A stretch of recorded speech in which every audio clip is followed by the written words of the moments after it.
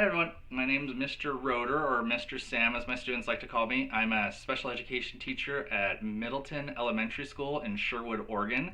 And with permission of Scholastic, I'm able to actually read these books to you guys. They've lifted their copyrights for teachers to be able to read books to students. So today, I'm going to be reading one of Scholastic's books called Zoo Babies. This is a level 2 reader book. What that means is it has different levels. So your first graders and second graders, this is kind of more towards them, not necessarily your kindergarten students and all that. Okay, so without further ado, with permission of Scholastic, this is Zoo Babies.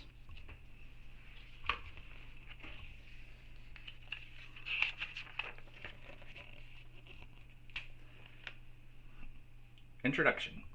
Zoos all over the world are home to creatures from across the animal kingdom. And each year, the number of zoo animals grows when new babies are born. Visiting a local zoo can be a great way to meet some of your favorite animal babies. But if you can't make the trip, don't worry. Just read ahead to see some adorable zoo babies from around the globe.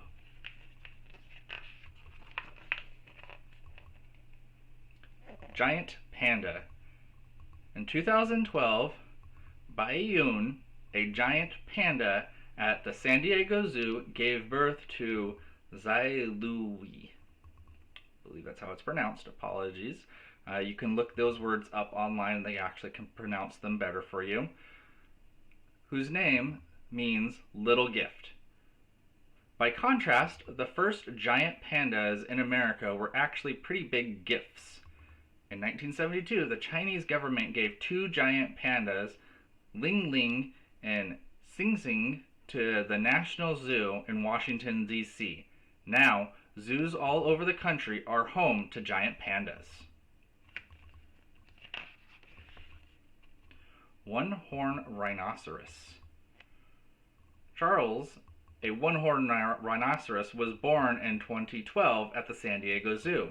Sometimes, mothers can't give their babies all the nutrition they need. So zookeepers help by feeding the rhino calves from a bottle. This helps the rhinos grow to be big and strong. When the rhinoceroses are fully grown, they can weigh as much as 50 adult men. Asian lions. In 2010, Asian lion Joy at Switzerland's Zurich Zoo became the proud mother of not one, not two, not three, but 4 lion cubs. That's right. Kalika, Kenya. Sorry, there's glare on there. I'm trying to read that one. Kaladi and Kuvam are quadruplets. Whether they're in the zoo or in the wild, lions live in families called prides, just like humans. Pygmy Hippo. Pygmy hippos are much smaller than Nile hippos and much less common. In fact, the pygmy hippopotamus is an endangered species. That's why Tampa's Lowry Park Zoo was so thrilled when baby Zolo was born in 2012. The zoo let the public choose the name Zolo, which comes from an African word meaning to love.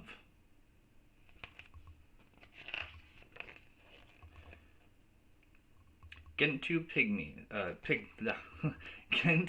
penguins. The zookeepers at Moody Gardens in Galveston, Texas, have a lot to be thankful for. On Thanksgiving morning in 2012, the aquarium welcomed 2 new Gentoo penguin chicks, Quinn and Ray. Believe it or not, Gentoo penguin chicks are full grown in just over 8 weeks. Adult Gentoo penguins have white stripes above their eyes and long tails. African elephant. 244 pounds may sound pretty heavy, but that's how much the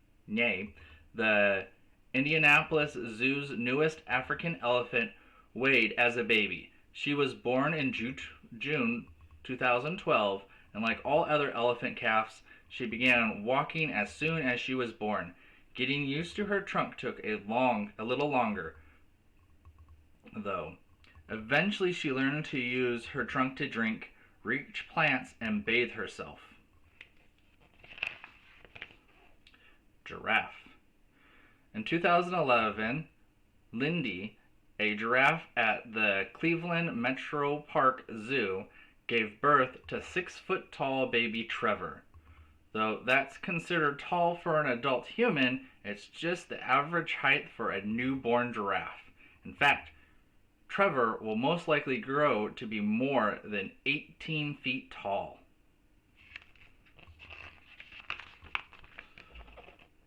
Polar bear. Polar bear cub Hudson is a real survivor. After being abandoned by his mother shortly after his birth in 2011, Canada's Toronto Zoo wasn't sure if he would survive. With the care and support of zookeepers, though, Hudson kept right on growing. He was placed in his very own exhibit with a personal pool and lots of rocks to lounge around.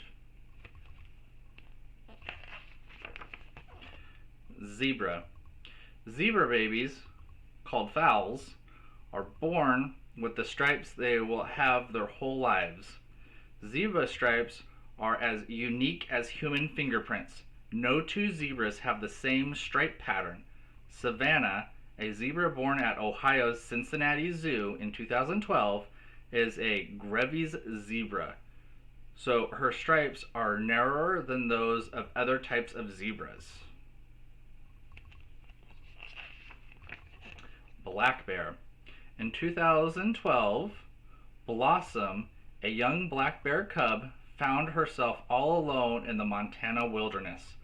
When someone called to report the abandoned cub, the Lowry Park Zoo in Tampa, Florida, offered to take her in.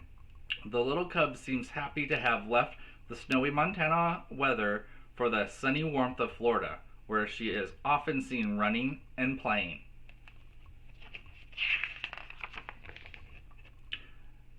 Amur tigers. There are fewer than 500 Amur tigers in the world. That's why the Minnesota Zoo in Apple Valley, Minnesota, is doing its best to help with this species' survival. The zoo became home to 2 tiger cubs in 2012, Sundari, who was born right there at the Minnesota Zoo, and Nadia, who was born at the St. Louis Zoo in Missouri. The Minnesota Zoo is a member of the Amur Leopard and Tiger Alliance, which is dedicated to helping Amur tigers around the world. Orangutan.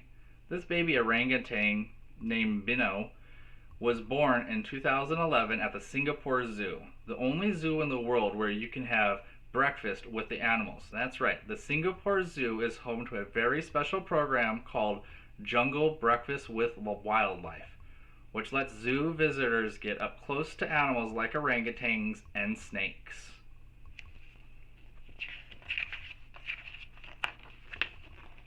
Cheetahs.